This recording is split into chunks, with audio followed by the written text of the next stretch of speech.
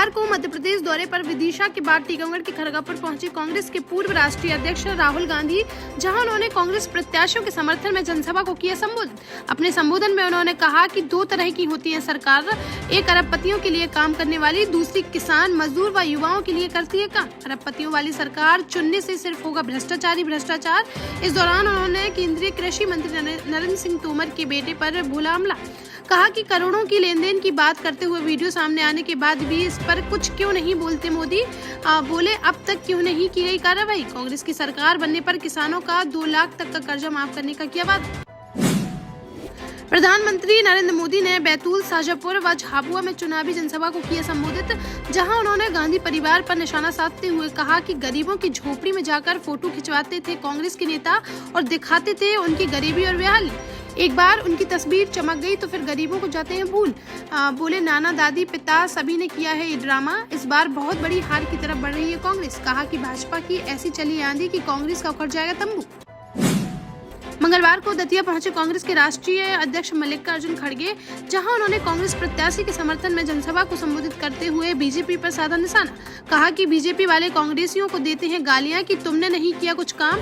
बोले मेहनत करेंगे मुर्गी साहब, अंडा खाएं फकीर साहब। अगर 70 सालों में हमने कुछ नहीं किया होता तो मोदी प्रधानमंत्री और शाह केंद्रीय गृह मंत्री की कुर्सी पर नहीं बैठते आप। कहा कि मोदी साहब खूब कोशिश करो हमें मिट्टी में दबाने की, हम बीज हैं, हमें बार बार मिट्टी से निकलने की है। मंगलवार को रीवा और जबलपुर पहुंचे केंद्रीय गृह मंत्री अमित शाह, जहां उन्होंने चुनावी जनसभा को किया संबोधित। कहा कि बनिया हूं, लेकर आया हूं हिसाब किताब। कमलनाथ ने एमपी को बना कर रखा था कांग्रेस का एटीएम। बोले उन्होंने हर जगह देखी है भारतीय जनता पार्टी की लहर। ये तय है कि 3 दिसंबर को प्रचंड बहुमत के साथ यहाँ फिर से बन रही है भाजपा की सरकार। मंगलवार को गुना की चाचौड़ा विधानसभा पहुंचे एमपी के पूर्व सीएम दिग्विजय सिंह, जहां उन्होंने कांग्रेस प्रत्याशी के समर्थन में आमसभा को किया संबोधित। सीएम शिवराज सिंह चौहान पर हमला बोलते हुए कहा कि चुनाव आया तो लाडली बहनों की आ रही है यार, बहनों के खातों में डाल रही 1000 रुपए और जीजाजी से बिजली बिल के माध्यम से वसूल लो वापस। यह है ठगी। बोले गली गली भटक रहे हैं मोदी और शाह। सीएम शिवराज को नंबर 1 का झूठा और मोदी को दूसरे नंबर का झूठा बताते हुए कहा कि प्रदेश में इस बार आ रही है कांग्रेस की सरकार। निवाड़ी विधानसभा में भाजपा प्रत्याशी अनिल जैन के समर्थन में जनसभा को संबोधित करने मंगलवार को निवाड़ी पहुंचे यूपी के डिप्टी सीएम केशव प्रसाद मौर्य, जहां उन्होंने बड़ा दावा करते हुए कहा कि इस बार अनिल जैन को 9000 वोटों से नहीं जीतना है, बल्कि सामने वाले की जमानत करानी है जब्त। बोले 3 दिसंबर को सुशासन और विकास का एक बार फिर खिलेगा कमल।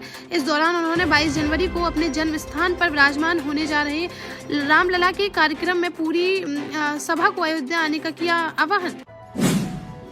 चुनाव प्रचार के अंतिम दिन कांग्रेस का माहौल बनाने के लिए दतिया आएगी कांग्रेस की राष्ट्रीय महासचिव प्रियंका गांधी, जहां वह सुबह 11 बजे किला चौक पर कांग्रेस प्रत्याशी राजेंद्र भारती के समर्थन में जनसभा को करेगी संबोधित। इस दौरान मंच पर जिले की तीनों विधानसभाओं के कांग्रेस प्रत्याशी रहेंगे मौजूद। भोपाल में प्रदेश कांग्रेस कार्यालय पर यूपी कांग्रेस के पूर्व अध्यक्ष राज बब्बर ने प्रेस वार्ता का किया आयोजन, जिसमें उन्होंने मंदसौर की सभा में सीएम शिवराज सिंह चौहान द्वारा प्रियंका गांधी को मनोरंजन कहे जाने पर किया पलटवार। कहा कि चाहे प्रियंका गांधी हो या हेमा मालिनी, किसी भी महिला के बारे में इस तरह अगर कोई करता है छिचोरी बात को, वह व्यक्ति है बहुत छिचोरा। ऐसे छिचोरे व्यक्ति की बात का नहीं देना चाहिए कोई जवाब। बोले इस बार प्रदेश में चल रही है बदलाव की लहर और वह दावे के साथ कह सकते हैं कि इस बार बीजेपी की नहीं बन रही है सरकार। राहुल गांधी कह चुके हैं कि 150 से कम नहीं आएंगी कांग्रेस की सीटें और वह कहते हैं कि इससे ज्यादा ही बढ़ जाएंगी सीटें।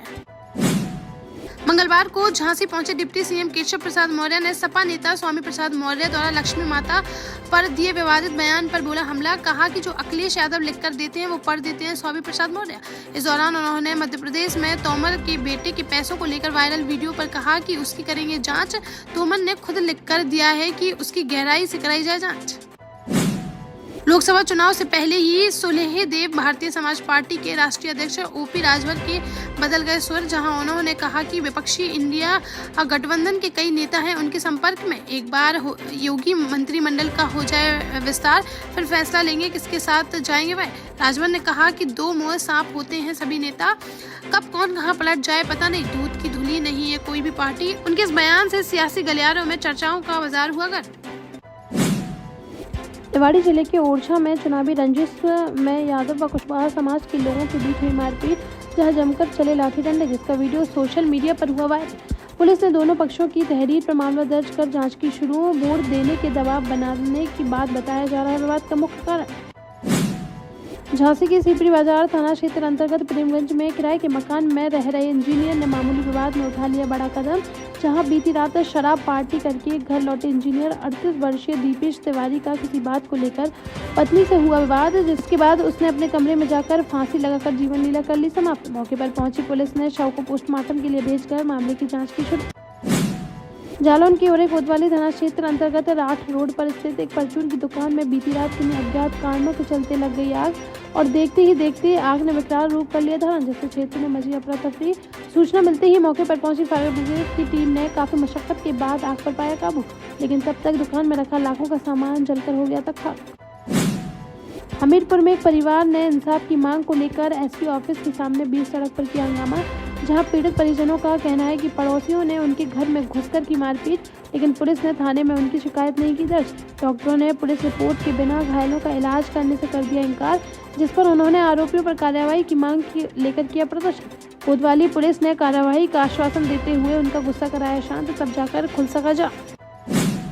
देश का जाना माना सैनफिन ग्रुप आपके लिए फिर लाया है झांसी में वास्तु के हिसाब से फ्लोर प्लान सहित एक शानदार टाउनशिप, जिसमें सुरक्षा की दृष्टि से सीसीटीवी, एक ही ग्रैंड गेट से एंट्री और एग्जिट, चौड़ी सड़कें, parking, car wash area, senior citizen and international fountain parks, swimming pool, gym, badminton, tennis आदि courts, school, hospital, shopping mart आदि कई सुविधाएं। इसीलिए तो हम झांसी में लोगों की पहली पसंद।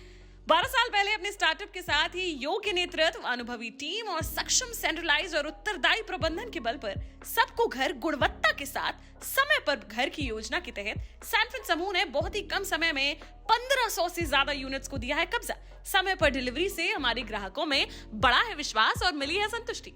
सैनफिन समूह ने बहुत कम समय में Sanfin Ashok city, green homes residency, green homes city, Sanfin Ashok valley, Delhi public school, Sanfin शाखा, केन सैनफिन अस्पताल सहित कई अन्य परियोजनाओं के साथ नई झांसी के निर्माण में स्थापित किया है एक बड़ा मुकाम। तो आप भी आज ही आइए अपने परिवार के साथ और कीजिए अपने सपने साकार।